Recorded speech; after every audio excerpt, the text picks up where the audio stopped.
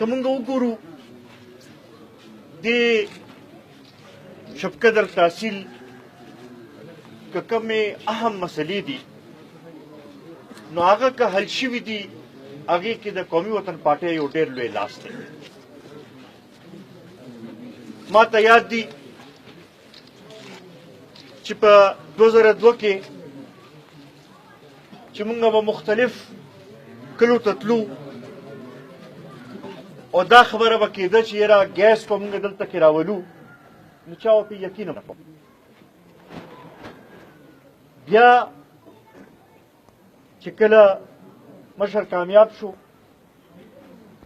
او هغوی دې لپاره یو کوشش شروع کو نو په دې پوره شپقدر او دواوه کې مین ګیس پایپ لاینز راغلل او هغه وخت سره ډېرو خلکو په هغې باندې یقین نه کوو.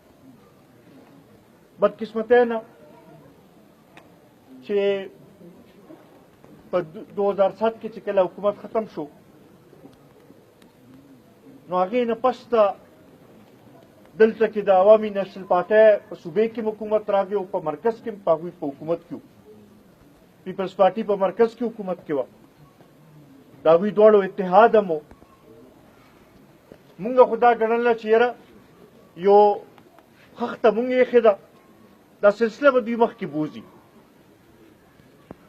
خو د بدقسمتۍ نه هغوی دې طرف ته توجه ورنه کړه او بلکې الټه هغه زمونږ چې کوم کار روان و په هغې باندې پابندي ولګوله. د هغې نه پس ته موجوده حکومت راغی او په هغې کې که تاسو وګورئ نو نن پورې په دې شي کې هېڅ چا هم پیشرفت نه و کړی.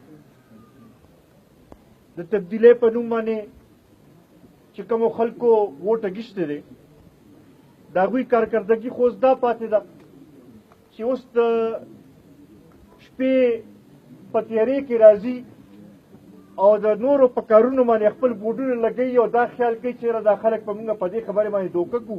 دوی په دې خبرو باندې خلک نور نشي دوکه کولی.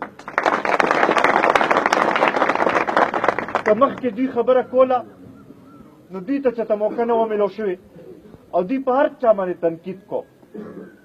اوس د موږ دا تپوس کوو چې ستاسو خو ټایم پوره کېدو واله دی. 15 کاله درته پوره میلاو شو. 15 کاله تاسو دلته کې حکومت وکړو. اوس تاسو موږ ته خپل کارکردګي وښایه چې تاسو څه فرق راوستی دی او کم داسې دلته کې دوی تاسو کارنامه کړې ده. دوی وی چې یاره موږ د صحت چې دی هغه ایمرجنسي نافظ کړې ده او په صحت کې موږ ډېر لوی کامیابي دغه کړې ده. آیا د شپقدر هسپتال ټیک شو؟ بالکل نه. آیا د شپقدر هسپتال کې هغه سهولتونه موجود دي چې کم دوی دعوې کوي؟ دغه شانتې د تعلیم دغه ته ګورو وایي چې یاره موږ په تعلیم کې ډېر لوی انقلاب راوستی دی او صورتحال یې دا دی چې رزلټ راغی نو د سرکاري سکولونو رزلټ خراب و. د هغې له بیا بانه دا جوړه کړه وایي چې موږ چونکې نقل رکاو کړی دی نو ځکه دا رزلټ خراب راغی. په دې باندې تاسو نه خلاصېږئ. په دې باندې تاسو دا دغه نه شئ کولی چې یاره مونږ څه ډېر لوی تبدیلي راوستله. نقل رکاول خو ستاسو هسې هم ذموارۍ کې و.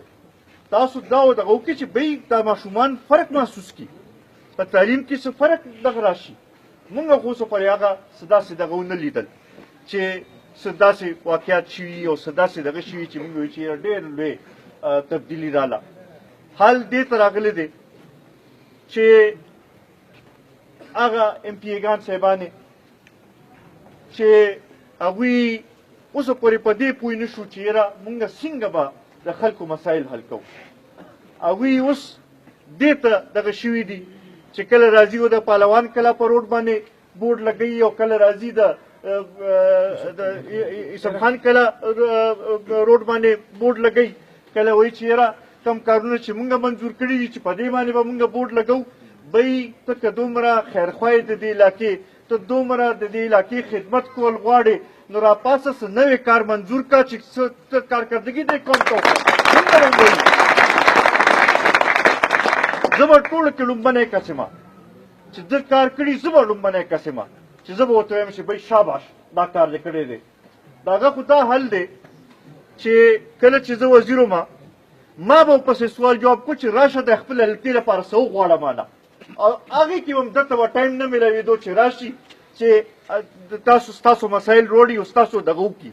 نو داسې کس نه به مونږ څه تمه کوو چې هغه بس د دې قام خدمت وکړي. کومې معاهدې چې کړې وي د الیکشن نه مخکې عام خلکو ته معلومې دي چې چا سره په کوم بنیادونه باندې کړې وي.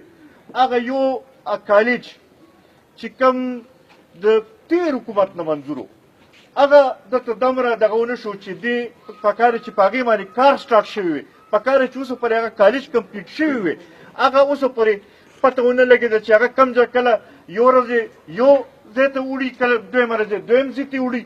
دا د دې تحقیقات پکار دي چې دا ولې دا ځایونه بار بار بدلېږي او هغه دغه پټې چې دی باران پسې ګرځۍ لګیا دی چې دې خیال کوي چې دې کې بس دوی ته څه دغه څه به میلو شي. دا دې دغه ته به مونږ کلم نه پرېږدو. دا ورته مونږ ویل غواړو چې قومي وطن پارټي په حکومت کې وي او که نه وي، مونږ همیشه د دې قوم د خدمت لپاره راوتی یو او د دې قوم د مسایلو د حل لپاره مونږ موجود یو په میدان باندې. دغه شانتې که مونږ وګورو عوامي نېشنل پارټۍ ته هم ډېر موقع میلو شو، خو هغوی هم هغه لحاظ سره خصوصا دې شفقدر او دعاوې له توجه نه ده ورکړې. کني نو یو وخت په داسې و چې دلته نه به صرف د هغوی ممبران کامیابېدل، بل چا ته به پکې موقع نه میلاوېدله. خو د دې باوجود چې حکومت کې مو ته 15 کاله میلو شو او ښه پوره برپور ورته میلو شو، هغوی دې علاقې له توجه ورنه کړه. مونږ ستاسو په وساطت د شبقدر خلکو ته زه دا ویل غواړم، د پي کې 22 خلکو ته زه دا ویل غواړم چې تاسو په خپله موازنه وکړئ، تاسو په خپله په خپل ګریوان کې وګورئ او سوچ وکړئ چې کوم هغه خلک دي چې هغه راپاسي ستاسو د خدمت لپاره، ستاسو د مسلو د حل لپاره. هغه بنیادي مسایل، هغه غټ مسایل چې چا سوچ هم نشو کولی،